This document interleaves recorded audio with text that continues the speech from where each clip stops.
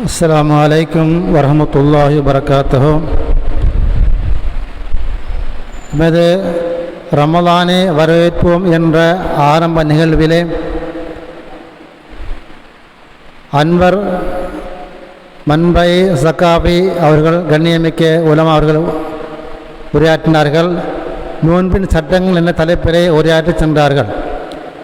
அடுத்ததாக எங்களுக்கு ரமலானும் உளவியலும் என்ற தலைப்பிலே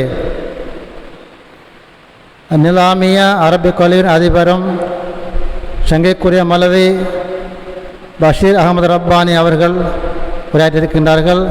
எனவே அவர்களை அன்புடன் வந்து உரையாற்றி செல்லுமாறு கண்ணியமாக அழைக்கின்றோம்.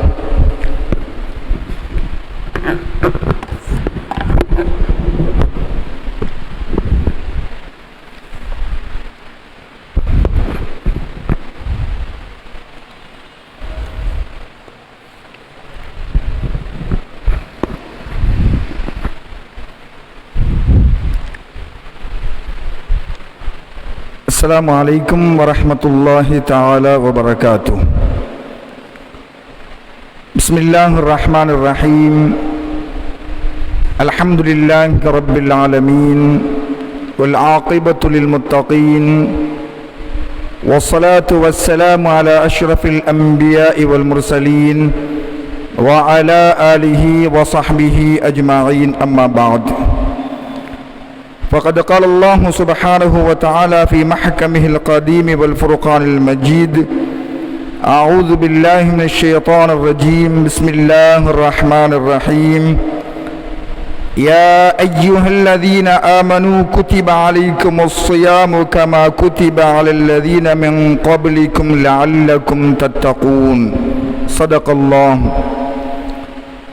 صدق الله العلي العظيم وصدق رسوله النبي الكريم ونحن على ذلك من الشاهدين والشاكرين والحمد لله رب العالمين. وقال سيدنا رسول الله صلى الله عليه وآله وسلم: الصوم جنة. صدق رسول الله صلى الله عليه وسلم. அளவற்ற அருளாளனும் நிகரில்லா பேரன்புடையவனுமான எல்லாம் வல்ல ஹக் ஜல்ல சுப்ஹானஹு வ தஆலா ஒருவனுக்கே சர்வ புகழும் புகழ்ச்சியும் உரித்தாகட்டுமாக.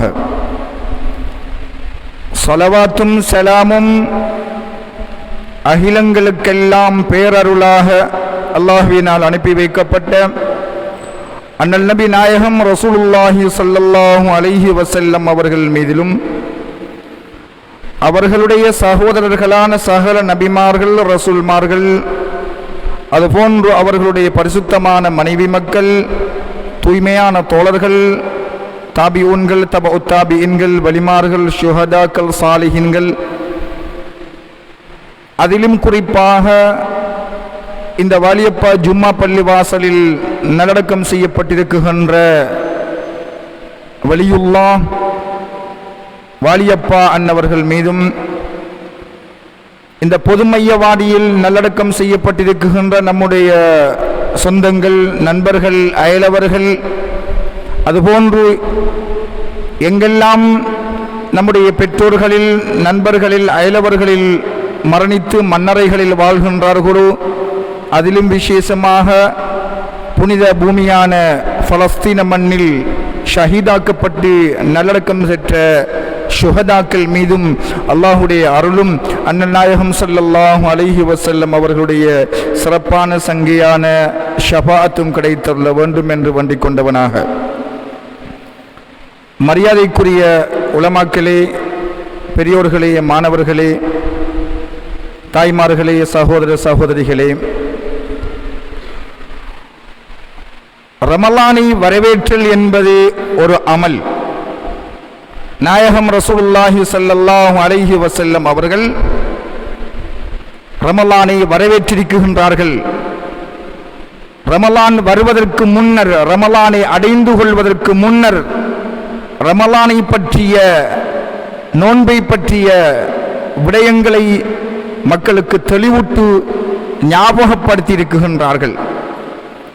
அந்த வகையில் ஒவ்வொரு வருடமும் உலகம் பூராக இந்த சங்கையான மாதம் அடைவதற்கு முன்பிருந்தே ஆயத்தப்படுத்திக் கொள்ள வேண்டும் என்ற ஒரு அடிப்படையில் இப்படியான நிகழ்வுகள் வருவது வழமையாக மாறிவிட்டது.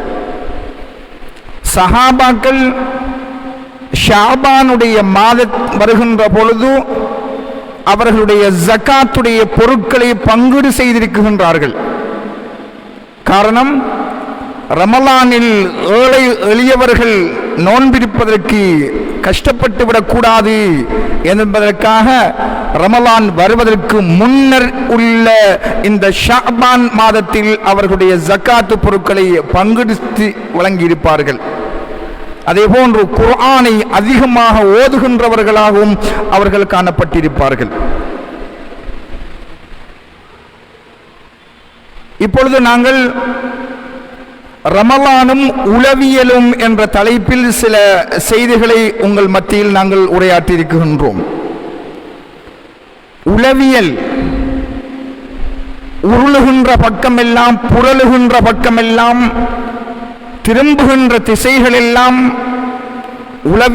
உளவியல் பாடசாலையில் உளவியல் பயிற்சி பட்டறை, உலமாக்களுக்கு உளவியல் பயிற்சி பட்டறை என்று ஊரெல்லாம் உலகமெல்லாம் உளவியல் பற்றிய பேச்சு முடக்கிவிடப்பட்டிருக்கின்றது.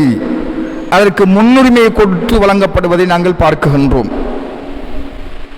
அதனால் நாமும் ரமலானின் மூலமாக, நோன்பின் மூலமாக புறப்படுகின்ற உளவியல் தன்மை என்ன என்று சில செய்திகளை பார்க்க முற்படும் முன், உளவியல் என்றால் என்ன என்று பார்க்கின்ற பொழுது அது யாருக்கு தேவைப்படுகின்றது என்றும் நாங்கள் ஆய்வு செய்து அறிகின்ற பொழுது, ஊரில் உள்ள, உலகத்தில் உள்ள எல்லோருக்கும் அது தேவையான ஒரு விஷயமாக மாறியிருக்கின்றது உளவியல்.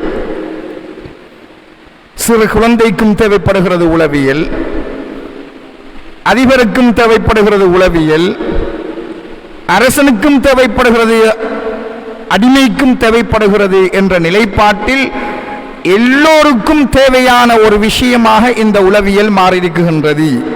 அதனால் ஏற்படுகின்ற பலன் என்ன, இது எதற்காக வேண்டி இப்படி ஒரு உளவியல் என்ற பேச்சு பேசப்படுகின்றது என்று பார்க்கின்ற பொழுது, இதனால் ஏற்படுகின்ற தாக்கம், இதனால் ஏற்படுகின்ற விளைவு, நன்மை, பயன் என்ன என்று பார்ப்போமாக இருந்தால், நிம்மதி, சந்தோஷமான ஒரு சமூகத்தை உருவாக்குதல் இதனுடைய பிரதான குறிக்கோள். மனதிலே அமைதியை ஏற்படுத்துதல் என்பது இதனுடைய கருப்பொருள்.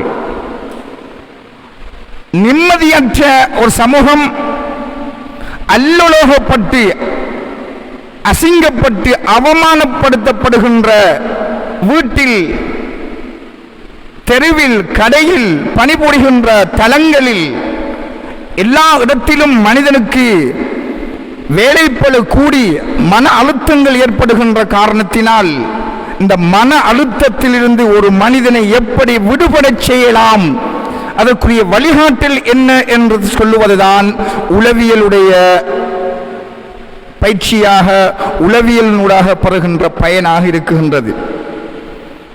எனவே நோன்பின் மூலமாக, ரமலானின் மூலமாக நமக்கு கிடைக்கின்ற மன நிம்மதி என்ன, மன சந்தோஷம் என்ன, ரமலானின் மூலமாக நமக்கு மன அழுத்தங்கள் எவ்வாறு குறைகிறது, தளர்கிறது என்பதை பார்ப்போமாக இருந்தால், ரமலான் மட்டுமல்ல, இஸ்லாத்தில் உள்ள எல்லா கடமைகளும் உளவியல் சார்ந்த கடமைகளாகத்தான் இருக்கும். ரமலான் மட்டுமல்ல, தொழுகை மன அழுத்தத்தை நீக்குவதற்கு பேராயுதம். ஒரு மனிதனுக்கு ஏற்பட்டிருக்கின்ற கவலைகளை களைந்தெறிவதற்கு தொழுகை என்பது மிக முக்கியமான ஒரு ஆயுதமாக இருக்குகிறது. பிரார்த்தனை அது ஒரு வணக்கம். அந்த பிரார்த்தனை என்பது மன அழுத்தத்தை நீக்குகிறது, மன அழுத்தத்தை குறைக்கிறது, மனிதனுக்கு நிம்மதியை கொடுக்குகிறது. அதே போல நோன்பும் ஒரு மனிதனுக்கு சந்தோஷத்தை நிம்மதியை கொடுக்கிறது என்பதுதான் இதனுடைய முக்கிய அம்சம். எல்லா வணக்கங்களிலும் இருப்பதாக சொன்னோமே, ரமலான் யாருக்கு கடமை, தொழுகை யாருக்கு கடமை என்று பார்க்கின்ற பொழுது முஸ்லிம் நோன்பு நோட்பதாக இருந்தால் முஸ்லிமாக இருக்க வேண்டும், தொழுவதாக இருந்தால் முஸ்லிமாக இருக்க வேண்டும். முஸ்லிம் என்றால் யார்?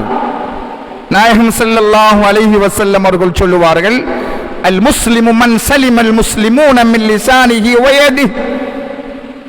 இந்த ஹதீஸ் பெருமானா ஸல்லல்லாஹு அலைஹி வஸல்லம் அவர்கள் முஸ்லிமுக்கு சொல்லுகின்ற வரைவிலக்கணம். முஸ்லிம் என்றால் யார் என்று அடையாளப்படுத்தி தருகின்ற இந்த பெருமானா ஸல்லல்லாஹு அலைஹி வஸல்லம் அவர்களுடைய வார்த்தையுடைய யதார்த்தத்தை ஒவ்வொரு மனிதனும் உண்மைக்கு உண்மையாக புரிவானாக இருந்தால் உலகத்தில் வாழ்கின்ற எல்லா முஸ்லிம்களும் உளவியலாளராக மாறுவார்கள். எல்லா முஸ்லிம்களும் உளவியல் துணையாளராக, உளவியல் பற்றி பேசுகின்றவர்களாக மாறுவார்கள். என்ன சொல்கிறது நாயகம் ஸல்லல்லாஹு அலைஹி வஸல்லம் அவர்களுடைய நபிமொழி? முஸ்லிம் என்றால் யார் தெரியுமா? அவனால் இன்னும் ஒரு முஸ்லிம், ஒரு முஸ்லிமால் மற்றொரு முஸ்லிம் நாவாலோ கரத்தாலோ தொந்தரவுக்குள்ளாக்கப்படக்கூடாது. ஒரு முஸ்லிம் என்றால் ஒரு முஸ்லிமின் மூலமாக இன்னும் ஒரு முஸ்லிம் பாதிப்புக்குள்ளாக்கப்படக்கூடாது. என்னுடைய பேச்சு இன்னொரு முஸ்லிமை தாக்கக்கூடியதாக அமையக்கூடாது. என்னுடைய பேச்சு இன்னொரு முஸ்லிமுடைய மன அழுத்தத்தை அதிகரிக்கக்கூடிய ஒன்றாக இருக்கக்கூடாது. என்னுடைய செயல்பாடு, என்னுடைய எழுத்து, என்னுடைய பேச்சு, என்னுடைய நடவடிக்கை, நான் முஸ்லிம் என்றால் என்னுடைய எழுத்தின் மூலமாக, என்னுடைய பேச்சின் மூலமாக, என்னுடைய செயல் சொல் நடவடிக்கை வாழ்வியல் மூலமாக இன்னும் ஒரு முஸ்லிமுடைய மனதை புண்படுத்துமாக இருந்தால், இன்னும் ஒரு முஸ்லிமுடைய மன அழுத்தத்தை அதிகப்படுத்தக்கூடிய ஒன்றாக இருந்தால், இன்னும் ஒரு முஸ்லிமுடைய மானத்தை போக்கக்கூடியதாக இருக்குமாக இருந்தால் அவன் முஸ்லிம் அல்ல, அவன் இஸ்லாமியனாக இருக்குகின்ற அருகதை அற்றவனாக மாறிவிடுவான் என்றதொரு ஆகப்பெரியதொரு அற்புதமான செய்தியை பெருமானார் ரசூலுல்லாஹி ஸல்லல்லாஹு அலைஹி வஸல்லம் அவர்கள் எங்களுக்கு உளவியல் என்றால் என்ன, உளவியலுக்குரிய தாற்பயம், உளவியல் கற்றுத்தருகின்ற பாடம் என்ன என்று சொல்கின்றது. எனவே முஸ்லிம் என்றாலே, இஸ்லாமியன் என்றாலே அவனால் அவன் சார்ந்த சமூகம் நிம்மதி அடைய வேண்டும் என்றால் பிற சமூகம் எப்படி அவனால் தொந்தரவுக்குட்படுத்தப்படக்கூடியதாக மாறும்? ஒருபோதும் மாறாது. ஆனால் இன்று முஸ்லிம்களுக்குள்ளேயே முஸ்லிம்களுடைய மன உளைச்சலை ஏற்படுத்துகின்ற ஒருவராகவே முஸ்லிம்களாக மாறியிருக்கின்றார்கள். தொழுகைக்குள் மன உளைச்சல், எந்த தொழுகை மன உளைச்சலை, மன நிம்மதியை தருமோ அந்த தொழுகை என்று விஸ்வரூபம் எடுத்து முஸ்லிம்களுக்குள் ஒரு பாரிய பிரச்சனையாக மாறியிருக்கிறது. நோன்பை எடுக்குகின்ற பொழுது, நோன்பினுடைய மாதம் வருவதற்கு முன்பு இருந்து சஹாபாக்கள் நோன்பை வரவேற்றிருக்கின்றார்கள் என்று சொன்னோம். நாயகம் ஸல்லல்லாஹு அலைஹி வஸல்லம் அவர்களுடைய பொன்மொழிகளை நாங்கள் அதற்கு ஆதாரமாக காண்பித்தோம். ஆனால் நம்முடைய நிலை எப்படி இருக்கின்றது? நோன்பை வரவேற்போம் வரவேற்போம் என்ற பொருளில், நோன்பு பற்றி பேசுகின்றோம் என்ற துணியில் சமூகத்தை சீரழிக்கக்கூடிய கருத்து, சமூகத்தை சஞ்சலப்படுத்தக்கூடிய கருத்து, சஹாபாக்களை மட்டம் தட்டுகின்ற கருத்து, நம்முடைய ஸலஃபு ஸாலிஹீன்களை மோசமாக விவரிக்குகின்ற நிலைப்பாடு என்று பார்ப்போமாக இருந்தால், நோன்பின் மூலமாக நமக்கு மன நிம்மதி கிடைக்கவில்லை. நோன்பினுடைய வருகைக்கு முன்பிருந்தே மன உளைச்சல் ஏற்பட்டு விடுகின்றது. நோன்பின் மூலமாக என்ன கிடைக்க வேண்டுமோ, என்ன நன்மை கிடைக்க வேண்டுமோ அந்த நன்மையை இழக்குகின்ற சமூகமாக மாறிவிட்டோம். தொழுகையினூடாக நிம்மதியை இழந்திருக்கின்றோம். நோன்பினூடாக நிம்மதியை இழந்திருக்கின்றோம், ஜக்காத்தினூடாக நிம்மதியை இழந்திருக்கின்றோம். ஒட்டுமொத்தத்தில் எல்லா செயல்பாடுகளின் மூலமாகவும் ஒரு நிம்மதியற்ற ஒரு சமூகமாக அன்னை காலமாக வாழுகின்ற இஸ்லாமிய சமூகம் மாறிக்கொண்டிருக்கிறது. முஸ்லிம்கள் என்றாலே பயங்கரவாதிகள், முஸ்லிம்கள் என்றாலே குழப்பவாதிகள், இஸ்லாமியர்களுக்குள்ளேயே சண்டை சச்சரவுகள் என்று பேசக்கூடிய அளவுக்கு நாங்கள் மாறியிருக்கின்றோம் என்றால் இஸ்லாம் என்றால் என்ன, முஸ்லிம் என்றால் என்ன என்பதற்கு எங்களுடைய நாயகம் ரசூலுல்லாஹி ஸல்லல்லாஹு அலைஹி வஸல்லம் அவர்களுடைய வழிகாட்டலை நாங்கள் புரியவில்லை. என்ன ஒரு அற்புதம் தெரியுமா, என்ன ஒரு ஆச்சரியம் தெரிய வேண்டுமா, என்ன ஒரு அவலம் தெரியணுமா?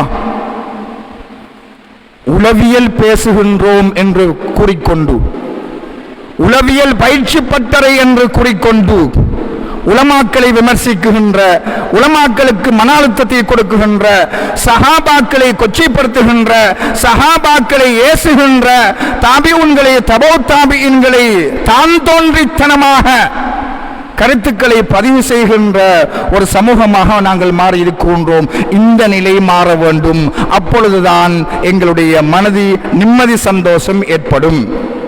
வாருங்கள், அல் குர்ஆனில் நாங்கள் உளவியல், இந்த நோன்போடு சேர்ந்த உளவியல் பற்றி நாங்கள் பார்க்குகின்ற பொழுது ஓதி காண்பிக்கப்பட்ட வசனம், நோன்போடு சம்பந்தப்பட்ட வசனம், அது என்ன உளவியல் இருக்குகின்றது, எப்படி மனிதனுக்கு சந்தோஷத்தை வரவழைக்குகிறது, மனிதனுக்கு நிம்மதியை எப்படி தருகிறது என்று பார்க்கின்ற பொழுது, யா அய்யுஹல்லதீன ஆமனு, அழைக்குகின்ற விதம் என்ன, ஒருவரை அழைக்குகின்ற பொழுது எப்படி கூப்பிட வேண்டும், எப்படி அழைக்க வேண்டும், எப்படி விழிக்க வேண்டும், அந்த அழைப்பின் ஊடாக அவருடைய மனதை கவர வேண்டும்.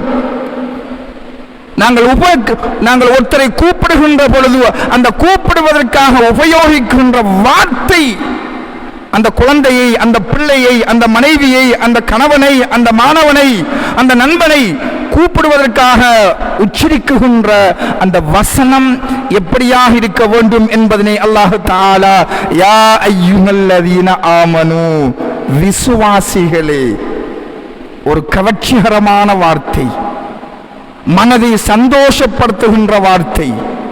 இறைவன் நம்மை விசுவாசி என்று சொல்கின்றானே, படைத்த இறைவன் அவனை விசுவாசித்த மக்களை விசுவாசிகள் என்று, ஒரு தலைவன் தன்னுடைய அடிமையை, ஒரு ஆசிரியன் ஒரு மாணவனை அன்பாக கூப்பிடுகின்ற பொழுது அந்த அன்பான கூப்பிடுகின்ற வார்த்தை அவனுடைய மனதிலே இருக்குகின்ற சஞ்சலத்தை நீக்கி, மனதிலே இருக்குகின்ற குழப்பங்களை அகற்றி ஒரு நிம்மதியை நம்முடைய ஆசிரியர், நம்முடைய தந்தை, நம்முடைய கணவன், நம்முடைய மனைவி, நம்முடைய நண்பன் அழகாக அன்பாக உபசரிப்பதற்காக கூப்பிடுகின்றானே என்றதொரு செய்தியை, மன நிம்மதியை, உளவியலை அல்லாஹ் தஆலா நோன்பை பற்றி பேசுகின்ற அந்த முதல் வசனத்தில் எங்களுக்கு சொல்லித் தருகின்றான். கூப்பிட்டு யா அய்யுஹல்லதீன ஆமனு, விசுவாசிகளே என்று அன்பாக கூப்பிடுதல், அழகாக கூப்பிடுதல், அமைதியாக கூப்பிடுதல், அதிகாரத்தோடு, ஆவேசத்தோடு, கோபத்தோடு ஒருவரை அணுகாமல் நீங்கள் எப்படி பிறருடன் தங்களுடைய காரியங்களை நிறைவேற்றிக் கொள்ள வேண்டும் என்றதொரு விடயத்தை அல்லாஹ் தஆலா அந்த யா அய்யுஹல்லதீன ஆமனு என்ற அந்த திருமண வசனத்திலே எங்களுக்கு உளவியலை, மன நிம்மதியை போக்குவதற்குரிய ஒரு வழிகாட்டை காண்பிக்கின்றான். குத்திப அலைக்குமுஸ் ஸியாம், உங்களுக்கு நோன்பு விதியாக்கப்பட்டிருக்கிறது. கூப்பிட்டு, அழகாக கூப்பிட்டு, சந்தோஷமாக நிம்மதியாக கூப்பிட்டு ஒன்றை கடமையாக்குகின்றான். அதிகாரத்தோடும், கோபத்தோடும், ஆத்திரத்தோடும், அகங்காரத்தோடும் ஒருவனை கூப்பிட்டு நீ இதை செய் என்று சொல்லுகின்ற பொழுது அவனுக்கு ஏற்படுகின்ற மாற்றமும், அன்பாக, அழகாக, அமைதியாக, சந்தோஷமாக ஒருவரை கூப்பிட்டு வரவழைத்து அரவணைத்து உனக்கு நான் இதனை கடமையாக்கி இருக்குகின்றேன் என்று சொல்வதற்கும் இடையில் மன நிம்மதி இருக்கிறது, மன சந்தோஷம் இருக்கிறது, மன அழுத்தம் குறைகிறது என்ற ஒரு உளவியலை அல்லாஹ் தஆலா எங்களுக்கு கற்றுத் தருகின்றான். குதிப அலைக்குமுஸ் ஸியாம். இப்படி கூப்பிட்டு சொன்னதும் அவர்களுடைய உள்ளத்திலே ஒரு உணர்வு ஏற்படுவதற்கு வாய்ப்பு இருக்கின்றது. இது ஒரு பாரமான விஷயம் அல்லவா? நோன்பு கடமையாக்கப்பட்டிருக்கிறது, இது என்ன நமக்கு மட்டும்தானா? இதென்ன புதிதாக எங்களுக்கு மட்டும் அல்லாஹ் தஆலா இப்படி ஒரு கடமையை விதியாக்கி விட்டானோ என்றதொரு கேள்வி அங்கே எழுவதற்கு வாய்ப்பு இருக்கிறது.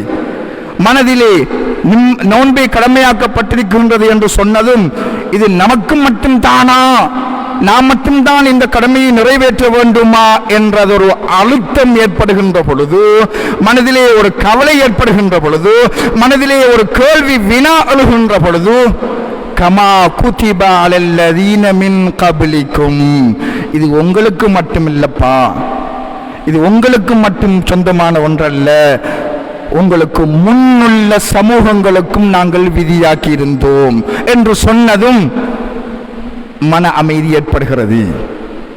இது நமக்கு மட்டுமல்ல, இப்படித்தான் நமக்கு முன் சென்ற சமூக மக்களுக்கும் அல்லாஹ் தஆலா கடமையாக்கி இருக்கின்றான். எனவே அவர்களை போன்று நாமும் நோன்பு நோக்க வேண்டும் என்ற ஒரு சந்தோஷத்தை, மன அமைதியை அல்லாஹ் தஆலா இந்த கமா குதிப அலல்லதீன மின் கப்லிக்கும் என்ற அந்த தொடரிலே மூன்றாவது ஒரு மன அமைதியை, மூன்றாவது ஒரு உளவியல் பாடத்தை எங்களுக்கு போதிக்குகின்றான். பிறகு ஒரு கேள்வி எழுகிறது, முன்னர் உள்ள சமூகங்களுக்கு நோன்பு விதியாக்கப்பட்டது போன்று எங்களுக்கு விதியாக்கப்பட்டிருக்கின்றது என்றால், அவர்களுக்கு தெரியும், அவர்கள் யூதர்களை கண்டவர்கள், அவர்கள் நசாராக்களை கண்டவர்கள், கடந்த கால சமூக மக்களுடைய வணக்க வழிபாடுகள் பற்றி புரிந்தவர்கள். அதனால் அவர்களை போன்றுதான் நாங்களும் நோன்பு இருக்க வேண்டுமோ? நீண்ட காலம், நீண்ட நாட்கள், நீண்ட நேரம், நேரத்தில் வித்தியாசம், காலத்தில் வித்தியாசம், நடைமுறைகளில் போனப்படுகின்ற விதங்களில் வித்தியாசம், அவர்களுக்கு வழங்கப்பட்ட அவர்கள் நோற்ற நோன்புக்கு அப்படித்தான் நாமும் இருக்க வேண்டுமோ, அப்படித்தான் நாமும் நோன்பு நோக்க வேண்டுமோ என்றதொரு உளைச்சல், ஒரு மனக்கவலை ஏற்படுகின்றது. அப்பொழுது அல்லாஹ் தஆலா சொல்கின்றான், இல்லை இல்லை, ஐயாமம் மஅதூதாத், அவர்களை போன்று உங்களுக்கு கடமையாக்கப்பட்டாலும் உங்களுக்கு கொஞ்ச நாட்கள் தான். அந்த வசனத்துடைய தொடரில் அப்படியே செல்லும். உங்களுக்கு நீண்ட நாட்கள் எல்லாம் இல்லை, ஒரு குறுகிய, ஒரு எண்ணப்படுவதற்கு தகுந்த சில நாட்கள் தான் என்று சொன்னதும் ஒரு மனதுக்கு நிம்மதி. ஆஹா, நமக்கு அல்லாஹ் தஆலா கடந்த காலத்தில் உள்ள மக்களுக்கு நோன்பை விதியாக்கியது போல் விதியாக்கிறதாக சொன்னாலும் அவர்களை போன்ற காலங்களில் அதிகமில்லை, அவர்களை போன்ற நேரங்களில் அதிகமில்லை, ஒரு குறுகிய காலம் என்று அல்லாஹ் அவர்களுக்கு பாடத்தை கற்பித்து அதனூடாகவும் இந்த ஐயாமம் மஅதூதாத் என்கின்ற அந்த சொற்றொடரின் மூலமாகவும் அல்லாஹ் தஆலா இந்த முஃமின்களுக்கு மன அமைதியை கொடுக்குகின்றான், ஆறுதலை கொடுக்குகின்றான். தொடர்ந்து கொஞ்ச நாளாக இருந்தாலும் எங்களில் நோய்வாய்ப்பட்டவர்கள் இருக்கலாம், எங்களில் பிரயாணிகள் இருக்கலாம். பிரயாணத்தில் எப்படி நோன்பு நோட்பது, நோயாளிகள் எப்படி நோன்பு நோட்பது என்ற ஒரு சந்தேகம் வரும். நாங்களும் கஷ்டப்பட வேண்டுமே என்ற செய்தியை அவர்கள் உணர்கின்ற சந்தர்ப்பத்தில் அல்லாஹ் தஆலா அங்கும் ஒரு வசனத்தை காண்பித்து, ஃபமன் கான மின்கும் மரீதன் அவ் அலா ஸஃபரின் வஇத்தத்தும் மின் அய்யாமின் உஹர், ஒரு உளவியல். அந்த செய்தி ஒரு அன்பான ஒரு உளவியல். உங்களில் நோய்வாய்ப்பட்டிருந்தால் உங்களுக்கு அது கடமை இல்லை. அசரனை தொடர்ந்து மகரிப் வரை உரையாற்றிய எங்களுடைய சகோதர ஆலிம் சொன்னதற்கு அமைய, நோயாளிகள் நீங்காத நோயொன்று இருக்குகின்றது, விடாத இனிமேல் தீராது என்ற நோய் இருக்குகின்றது, தீரக்கூடிய நோய் உள்ளது. எனவே நோயாளிகளுக்கு நோன்பு கடமையா இல்லையா என்றால், வைத்தியரை அணுகி வைத்தியர் சொல்கின்ற உபசரிப்பின் பிரகாரம் அவர்களுடைய ஆலோசனையின் பிரகாரம் நாங்கள் அந்த நோன்பை நோட்டுக் கொள்ளலாம். இருந்தாலும் நோயாளி என்று வருகின்ற பொழுது அவருக்கு நோன்பு கடமை இல்லை. அவர் அந்த நோன்பை கலா செய்ய வேண்டுமா அல்லது அவர் அதற்கு ஃபிதியா என்கின்ற உபகாரங்கள் செய்ய வேண்டுமா என்பதெல்லாம் வேறு விடயங்கள். அதே போல பயனாளி பிரயாணத்தில் இருக்குகின்ற ஒருவன் இவனுடைய செய்தி என்ன என்றும் சொல்லப்படுகின்ற பொழுது அவரும் கஷ்டப்பட தேவையில்லை. ஒரு குறிப்பிட்ட தொலைதூரம் ஒரு மனிதன் செல்ல வேண்டியிருக்கின்றது என்றால் அந்த குறிப்பிட்ட தொலைதூரத்துக்குள் செல்லுகின்ற பயணத்தின் மூலமாக அவனுக்கு அசௌகரியங்கள் ஏற்படுமாக இருந்தால் தாகிப்பது நோன்போடு பயணிப்பது அவனுக்கு சிரமமாக இருக்கும் என்றால் அவனையும் நோன்பு விடலாம் என்ற ஒரு சந்தர்ப்பம், ஒரு சலுகை வழங்கி சலுகையின் அடிப்படையில் அல்லாஹ் தஆலா இந்த கடமையை எங்களுக்கு விதியாக்கி சலுகைகளை கொடுத்து ஒன்றை நீங்கள் ஆர்வமூட்டுங்கள் என்ற ஒரு உளவியலை அல்லாஹ் தஆலா எங்களுக்கு கற்றுத் தருகின்றான்.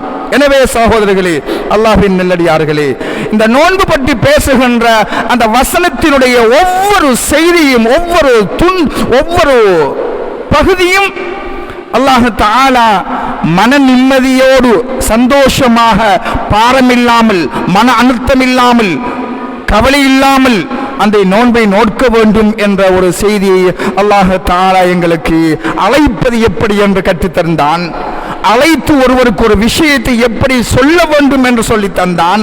அப்படி சொல்ல வருகின்ற பொழுது அங்கே எழுகின்ற கேள்விகளுக்கு பதில் அளித்தான். சலுகைகளை தந்து ஆர்வமூட்டுகின்ற இது ஒரு உளவியல். ஒரு பிள்ளையிடம் ஒரு வேலையை வேண்டுகின்ற பொழுது அந்த பிள்ளையிடம் எடுத்த எடுப்பிலே பெரிதாக அதை ஒரு அழுத்தமாக திணிக்காமல் எங்களுடைய சன்மானங்களை கொடுத்து சலுகைகளை கொடுத்து அந்த பிள்ளையினூடாக அந்த வேலையை வேண்டுவதற்கு முற்பட வேண்டும் என்ற செய்தியை வல்லவன் அல்லாஹ் ஜல்ல சுப்ஹானஹு வ தஆலா இந்த குர்ஆனிலே நோன்பு பற்றிய அந்த பாடத்திலே எங்களுக்கு சொல்லித் தருகின்றான். அதே போன்று நாயகம் ரசூலுல்லாஹி ஸல்லல்லாஹு அலைஹி வஸல்லம் அவர்கள் சொன்ன நபிமொழி அஸ்ஸௌமு ஜுன்னா, நோன்பு என்பது ஒரு பாதுகாப்பு கவசம்.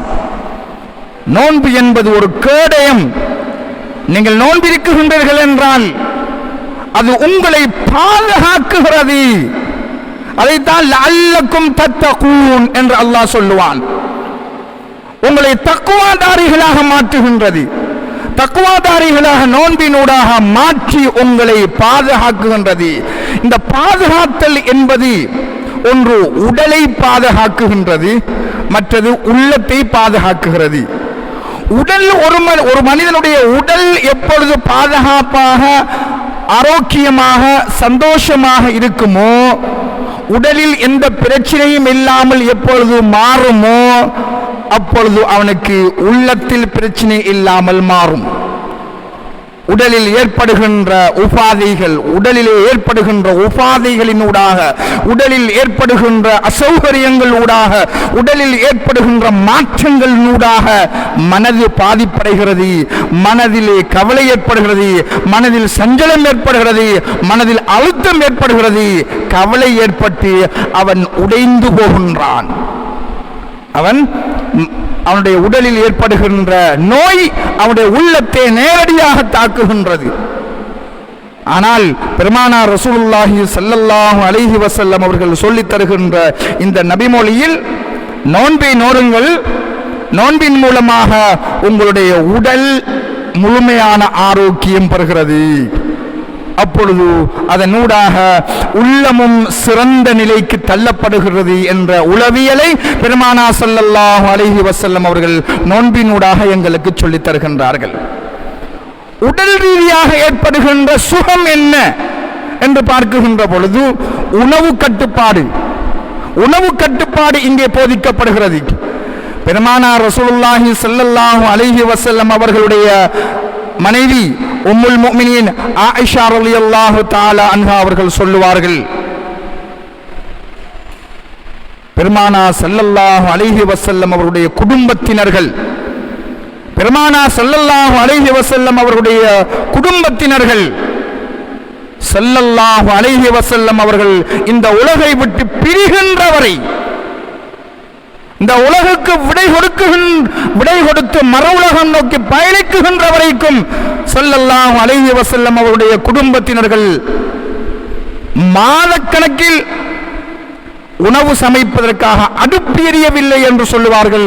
ஆயிஷா ரலியல்லாஹு தஆலா அன்ஹா பெருமானா ஸல்லல்லாஹு அலைஹி வஸல்லம் அவர்களுடைய உளவியல், உடலை பாதுகாக்குகின்ற விதம், பெருமானா ஸல்லல்லாஹு அலைஹி வஸல்லம் அவர்கள் சொல்லுவார்கள், மிக மோசமான இடம், மிக கெட்ட இடம், மிக தீய இடம் எது என்று பெருமானா ஸல்லல்லாஹு அலைஹி வஸல்லம் அவர்கள் சொல்லுகின்ற பொழுது வயிற்றை குறிப்பிட்டு சொல்லுவார்கள்.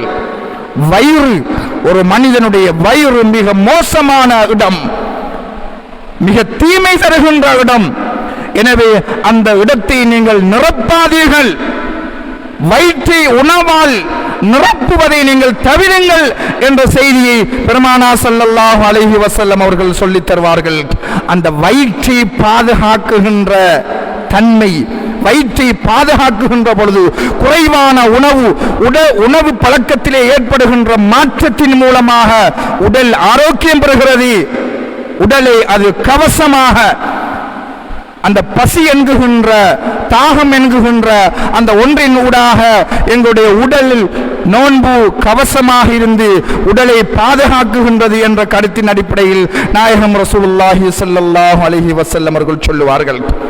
ஆயிஷா ரலியல்லாஹு அன்ஹா அவர்கள் இன்னும் ஒரு செய்தியை நோன்பு பற்றி சொல்லுகின்ற பொழுது, உணவு சம்பந்தமாக சொல்லுகின்ற பொழுது, அவ்வளவு பித்ஆ ஆயிஷா நாயகி சொல்லுகின்ற செய்தி, ஸல்லல்லாஹு அலைஹி வஸல்லம் அவர்களுடைய மறுஉலக பயணத்துக்கு பின்னர் இந்த சமூகத்திலே எழுந்த முதல் பித்ஆ வயிறு நிறைய உண்ணுதல். வயிறு நிறைய உண்ணுதல், வகை வகையான உணவை உண்ணுதல், விதவிதமான உணவுப் பொருட்களை கையாளுதல், உணவாக உட்கொள்ளுதல் என்பதை நாயகம் ரசூலுல்லாஹி ஸல்லல்லாஹு அலைஹி வஸல்லம் அவர்களுடைய மனைவியுடைய செய்தியின் பிரகாரம் அது பித்ஆ என்று சொல்கின்றார்கள். அப்படி என்றால் பித்ஆ என்ற செய்திக்கு ஆயிஷா ரலியல்லாஹு அன்ஹா அவர்கள் சொல்லுகின்ற அந்த செய்திக்கு நாங்கள் இன்று முஸ்லிம்கள் என்றும் அந்த முஸ்லிம்களுடைய உளவியலாளர்கள் என்றும் சொல்லுகின்ற போர்வையிலே இந்த சமூகத்துக்கு மத்தியிலே முஸ்லிமுக்கு இருக்க வேண்டிய தன்மைகள் நீங்கி ஒரு முஸ்லிம் இருக்க வேண்டிய பண்பாடுகள் அகன்று நோன்பு வருகின்ற போதாக இருக்கலாம், அல்லது தொழுகையாக இருக்கலாம், அல்லது மட்டுமுண்டான கிரிகைகளாக இருக்கலாம், எல்லா கிரிகைகள் வருகின்ற பொழுதும் இந்த பித்ஆ பித்ஆ என்கின்ற சொல் உச்சரிக்கப்படுகின்றது அல்லவா? இந்த பித்ஆ என்ற சொல்லு ஒரு சமூகத்தை சீரழித்துக் கொண்டிருக்கின்றது என்று சரியான புரிதல் இல்லாமல், சரியான பண்பாடு இல்லாமல், அது எப்படி நாயகம் ஸல்லல்லாஹு அலைஹி வஸல்லம் அவருடைய வார்த்தையை புரிந்து இந்த சமூகத்தை சீர் செய்வது, அந்த சொல்லினூடாக என்ன உளவியலை போதிப்பது என்ற தன்மைகள் தெரியாத காரணத்தினால் அந்த பித்ஆ என்ற அந்த சொல்லின் மூலமாக ஒட்டுமொத்த சமூகமே வழிகேடர்களாக ஆக்கப்பட்டிருக்கின்றார்கள், நரகவாதிகளாக ஆக்கப்பட்டிருக்கின்றார்கள். சஹாபாக்கள் வழிகேடர்களாக அடையாளப்படுத்தப்பட்டிருக்கின்றார்கள் இந்த வார்த்தையினூடாக. தாபிஊன்கள், ஸலஃபு ஸாலிஹீன்கள், சஹாபாக்கள் முதல் இன்று வரைக்கும் இருக்குகின்ற லட்சோப லட்ச கோடான கோடி மக்கள் இந்த ஒரு வார்த்தையின் மூலமாக, ஒரு சொல்லின் மூலமாக, இந்த ஒரு சொல்லினுடைய யதார்த்தம் புரிய பின்வாங்கியதன் விளைவாக நிம்மதியற்ற சமூகமாக, மன உளைச்சல் உள்ள சமூகமாக மாறி இருக்குகின்றது.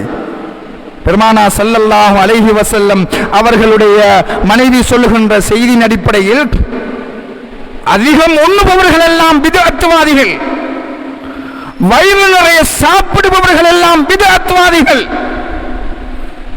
அப்படி என்றால் இந்த ஊரிலே, இந்த நாட்டிலே மிஞ்சப் போவது யார்? பெருமானா ஸல்லல்லாஹு அலைஹி வஸல்லம் அவர்களுடைய மனைவி பெருமானா ஸல்லல்லாஹு அலைஹி வஸல்லம் உடைய குடும்பத்தினர்களுடைய உணவு பழக்கம் என்ன, நம்முடைய உணவு பழக்கம் என்ன? ஒரு நாள் கூட 3 நேரம் உணவுக்காக அடுப்பெறிந்த வரலாறே இல்லை என்று பெருமானா ஸல்லல்லாஹு அலைஹி வஸல்லம் அவருடைய மனைவி சொல்கின்றார்கள். எத்தனை நேரங்கள் நம்முடைய வீட்டிலே உணவுக்காக அடுப்பெறுகின்றது என்று பாருங்கள். சுபகுக்கு எழுந்ததிலிருந்து சுபகுக்கு தேநீர் ஊற்றுவதற்காக ஆரம்பித்த அடுப்பு இரவு உறங்கப் போகின்ற வரைக்கும் ஒன்றுக்கு பல தடவை எரிந்து எங்களுக்கு உணவை தந்து கொண்டிருக்கின்றது. இதுதான் நபி வழியா? பெருமானா ஸல்லல்லாஹு அலைஹி வஸல்லம் அவர்களுடைய நபிமொழியை பின்பற்றுகின்ற லட்சணமா? நோன்பு அதை மாற்றுகின்றது. உங்களுடைய உணவை கட்டுப்படுத்துங்கள். பெருமானா ஸல்லல்லாஹு அலைஹி வஸல்லம் அவருடைய உணவு பழக்கம் எப்படி இருந்தது என்பதனை பாடமாக புகட்டுகின்ற பெருமானா ஸல்லல்லாஹு அலைஹி வஸல்லம் அவர்களுடைய பழக்க வழக்கங்கள், அவர்களுடைய பண்பாடுகள் என்ன என்ற பாடத்தை புகட்டுகின்ற ஒரு நிகழ்வாக வல்லவன் அல்லாஹ் ஜல்ல சுப்ஹானஹு வ தஆலாவும் வல்லல் நபி நாயகம் ரசூலுல்லாஹி ஸல்லல்லாஹு அலைஹி வஸல்லம் அவர்களும் எங்களுக்கு இந்த நோன்பின் மூலமாக எங்களுடைய உடலை பாதுகாக்குகின்றார்கள், உள்ளத்தை பாதுகாக்குகின்றார்கள். அஸ்ஸௌமு ஜுன்னா, இரண்டும் பாதுகாக்கப்படுகிறது. சகோதரர்களே, நாயகம் ஸல்லல்லாஹு அலைஹி வஸல்லம் அவர்களுடைய மனைவியுடைய ஒரு செய்தி இந்த நோன்பு காலத்திலே அதிகமாக பேசப்படுகின்ற செய்தி. அது இரவு தொழுகையோடு சம்பந்தப்பட்ட செய்தி. இரவு நோன்பு காலத்தினுடைய இரவு வணக்கம். நோன்பு அல்லாத பெருமானா ஸல்லல்லாஹு அலைஹி வஸல்லம் அவர்கள் நோன்பு காலத்திலும் சரி, நோன்பல்லாத காலத்திலும் சரி, இரவு வணக்கம் என்று வருகின்ற பொழுது 11 ரக்காத்துக்களை விட அதிகமாக தொழவில்லை என்ற ஒரு செய்தியை ஆயிஷா ரலியல்லாஹு அன்ஹா அவர்கள் தான் குறிப்பிட்டிருப்பார்கள். அந்த செய்தி புகாரி முஸ்லிமிலே பதிவாயிருக்கும்.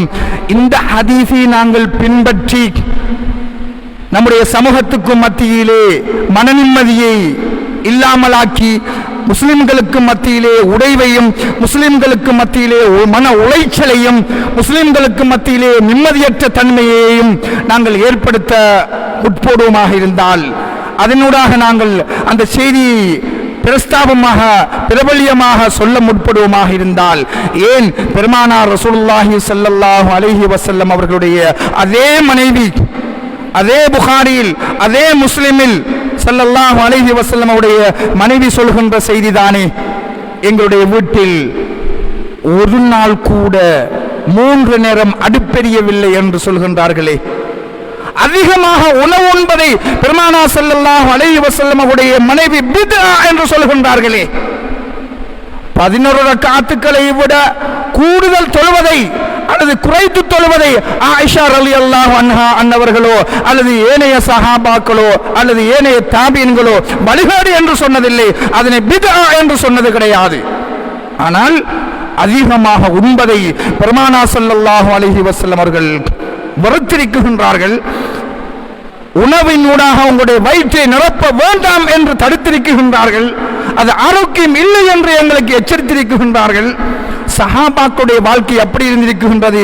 ஆனால் பெருமானா ஸல்லல்லாஹு அலைஹி வஸல்லம் அவர்கள் ரமலானுடைய இரவு வணக்கம் என்று வருகின்ற பொழுது, மன் காம ரமலான ஈமானன் வஹ்திசாமன், இரவிலே உங்களால் எவ்வளவு நேரம் வணக்கங்களில் கழிக்க முடியுமோ, ரமலான் மாதத்துடைய இரவு நேரங்களை எவ்வளவு அதிகமாக குர்ஆன் ஓதுதல், இது ரமலானுடைய இரவில் செய்கின்ற வணக்கம்.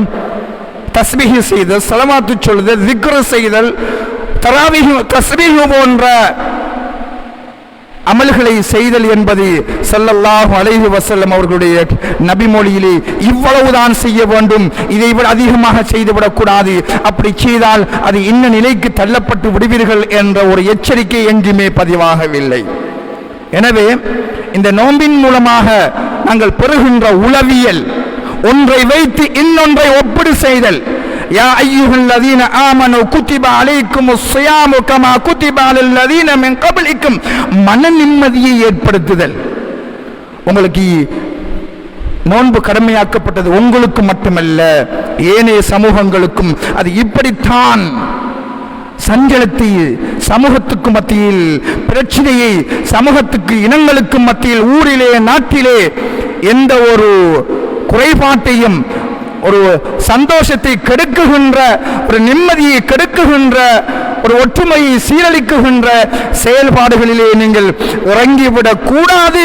அப்படி இறங்குவது என்பது அது ஒரு முஸ்லிமுடைய பண்பாக இருக்காது என்பதைத்தான் அல் முஸ்லிம் மன் சலிமல் முஸ்லிமூன மின் லிசானிஹி வ யதிஹி என்ற செய்தி நாயகம் ஸல்லல்லாஹு அலைஹி வஸல்லம் அவர்கள் ஊடாக எங்களுக்கு சொல்லித் தருவார்கள்.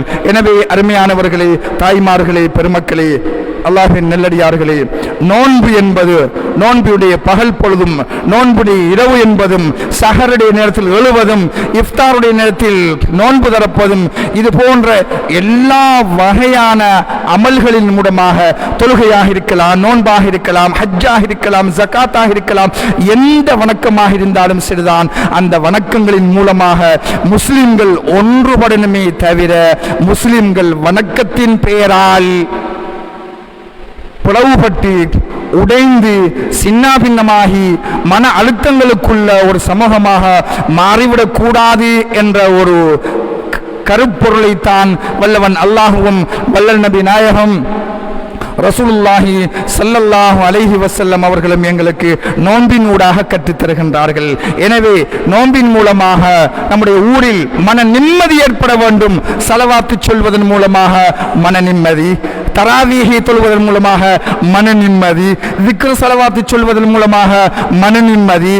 இப்படி அல்லாஹ் தஆலா எங்களையும் வருகின்ற சமூகத்தையும் இந்த எங்களை அண்மித்திருக்கின்ற இந்த நோன்பின் மூலமாக உளவியல் பாடம் பெற்று சந்தோஷமாக, நிம்மதியாக, மன அழுத்தமற்ற சமூகமாக வாழ்வதற்கு வல்லவன் அல்லாஹ் தஆலா வல்லல் நபி நாயகம் ரசூலுல்லாஹி ஸல்லல்லாஹு அலைஹி வஸல்லம் அவர்கள் வஸீலாவின் பொருட்டினால் அமைத்து அருள் புரிவானாக. ஆமீன் ஆமீன்.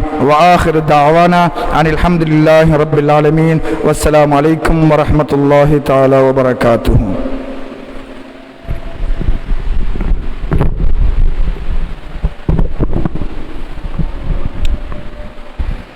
سبحان الله والحمد لله ولا إله إلا الله والله أكبر ولا حول ولا قوة إلا بالله العلي العظيم. اللهم صل على سيدنا محمد النبي الأمي وعلى آل سيدنا محمد وبارك وسلم عليه. الله أكبر.